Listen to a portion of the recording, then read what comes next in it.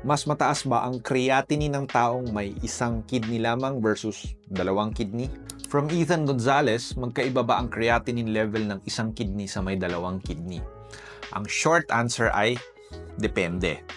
Pero kung parehas na healthy at walang sakit ang taong may isang kidney versus isa pang taong dalawa ang kidney, magiging parehas lang ang creatinine nila sa dugo. Sa taong dalawa ang kidney, naghahati ang dalawang kidney sa trabaho na maglinis ng creatinine sa dugo.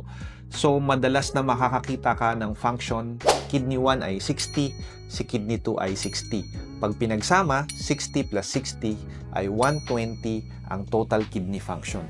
Normal kidney function ito na maituturing at napapanatili nitong normal ang creatinine sa dugo. Sa taong iisa lang ang kidney, walang kahati sa trabaho yung solo na kidney. Pero dahil solo lang si kidney, lumalaki ito upang magampanan niya ang trabaho na dapat ay para sa dalawang kidney.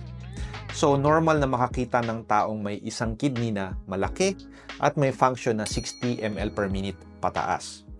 Take note na ang minimum function para maging normal ang creatinine sa dugo ay nasa 60 ml per minute. So, kahit na nag-iisa lang ang kidney ay kaya pa rin maging normal ang creatinine sa dugo.